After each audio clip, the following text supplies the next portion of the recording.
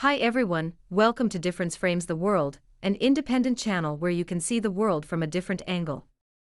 Today, we discuss Taiwanese leader Ching-te, who started a trip to visit the Marshall Islands, Tuvalu, and Palau, with planned stopovers in Hawaii and Guam. Taiwan has formal ties with only 12 countries, most of which are poor and tiny. However, it maintains informal relationships with some Western countries, particularly the United States. The U.S. is its primary source of diplomatic and military support. China has reacted negatively to the Taiwanese leader's planned U.S. stopovers, urging Washington to exercise caution regarding Taiwan. Chinese officials have historically opposed any official interactions between U.S. and Taiwanese leaders, warning that such engagements violate the One China policy. Tensions escalated last year when the Chinese military conducted drills around Taiwan after a similar U.S. stopover by Li's predecessor, Tsai Ing-wen. The tension between Taipei and Beijing represents a multifaceted and sensitive geopolitical issue characterized by a complex interplay of historical, political, and economic factors. The relationship between these two entities has been shaped by decades of conflict, differing ideologies, and cultural ties. Historically, Taiwan was governed by Japan from 1895 until the end of World War II.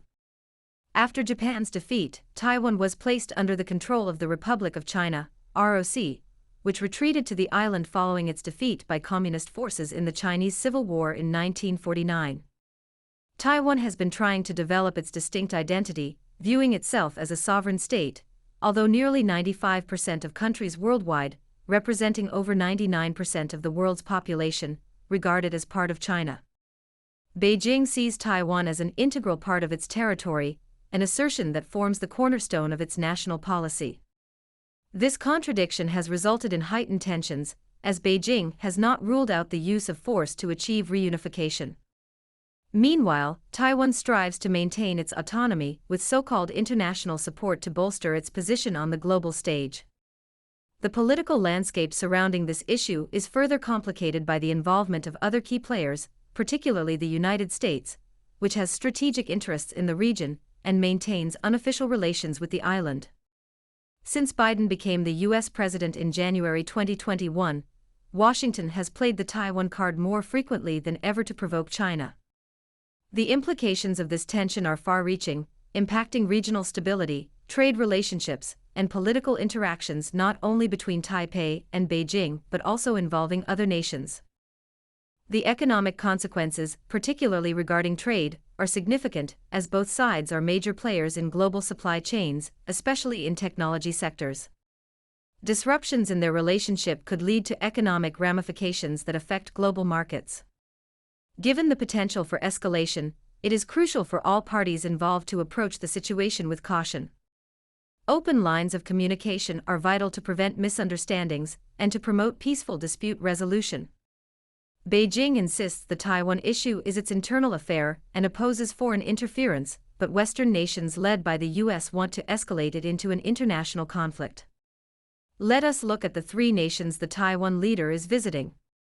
The first country is the Marshall Islands, a unique and beautiful country with a population of 55,000 in the Central Pacific Ocean.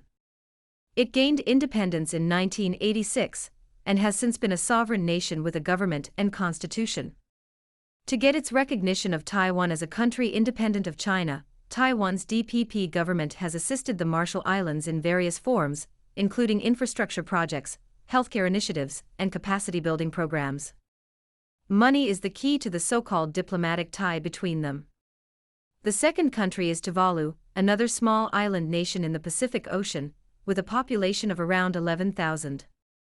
Like the Marshall Islands, Tuvalu faces challenges like climate change, rising sea levels, and limited resources due to its low-lying geography. Likewise, money from Taiwan talks much louder than anything else in maintaining the ties between the two entities. The third country is Palau, which we discussed 3 years ago in a video talking about Taiwan's democracy pineapple. Palau and Taiwan have forged an enduring and robust diplomatic relationship, as leaders from both sides bragged, based on money like with the other two nations we mentioned above. Taiwan has proven to be an indispensable ally in Palau's economic development, delivering critical support in healthcare, agriculture, renewable energy, and tourism. These investments from Taiwan have not only revitalized Palau's economy, but have also played a significant role in advancing the country's overall development and well-being. Taiwan's taxpayers have contributed a lot to Palau's happiness. Their relationship is firmly anchored in money, reflecting a profound and lasting alliance between the two sides as long as Taiwan is willing to pay whatever Palau wants. Palau has a population of around 18,000, slightly bigger than that of Tuvalu, but much lower than that of the Marshall Islands. The three countries combined have a total population of around 84,000, equivalent to 3 Chinese residential buildings in Hangzhou, as shown in a captivating video that went viral on X, formerly Twitter.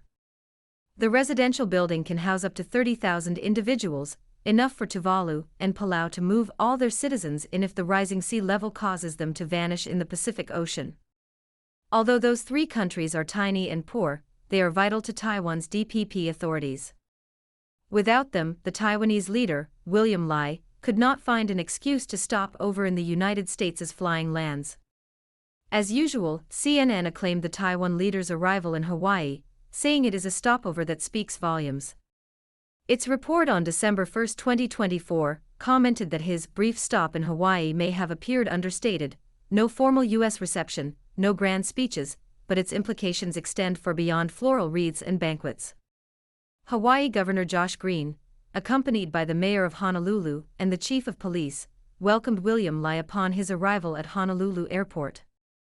In a warm and welcoming setting at the Hawaii Emergency Management Agency in Honolulu, William Lai, dressed like a smuggler instead of a politician, received a gift from Hawaii Governor Josh Green. We hardly think the gift, likely made in China, is free.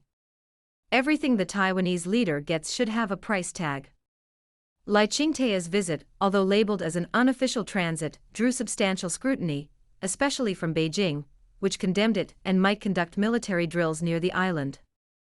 We believe the name of the military exercise should be Joint Sword 2024C. Beijing reacted vehemently, with a spokesperson for its Taiwan Affairs Office calling it a provocative act. China's official news outlet, Global Times, reported that the Chinese State Council Taiwan Affairs Office responded to a media inquiry about Lai Ching-teh's stopover in the U.S., saying China opposes any official interactions between the United States and the Taiwan region. The Chinese government strongly condemns the leader of the Taiwan region for making stopovers in the U.S., under any circumstances or pretense. Spokesperson Chen Binhua announced that the Chinese Foreign Ministry has formally lodged severe protests against the United States.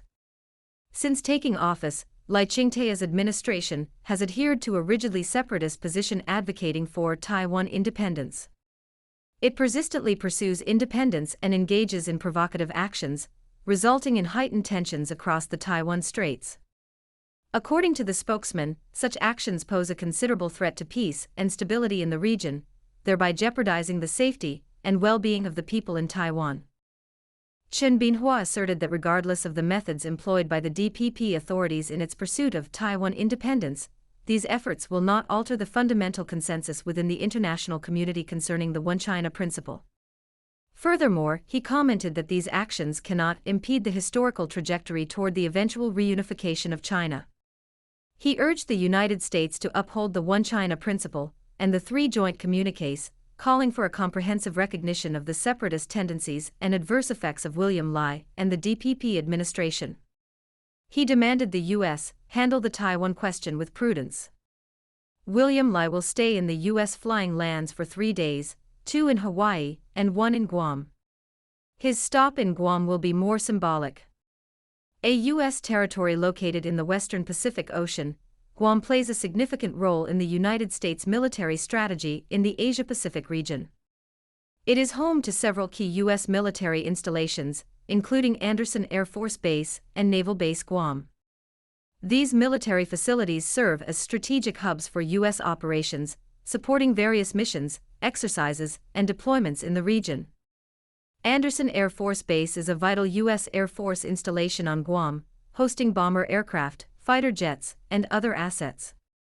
Naval Base Guam is a key U.S. Navy facility that supports submarine and surface ship operations, maintenance, and logistics in the region.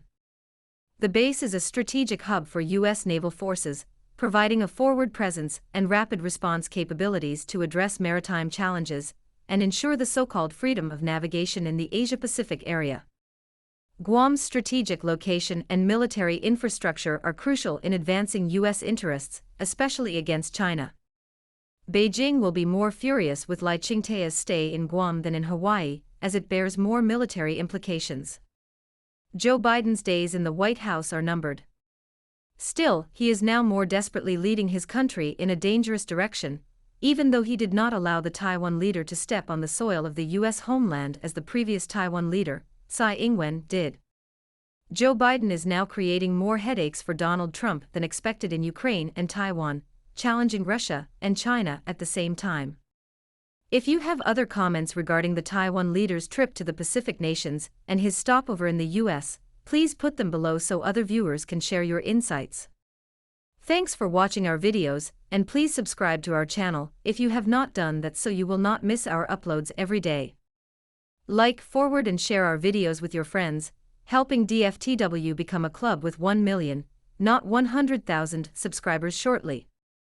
At present, we have 85,000 subs, and we rely on you to grow it bigger.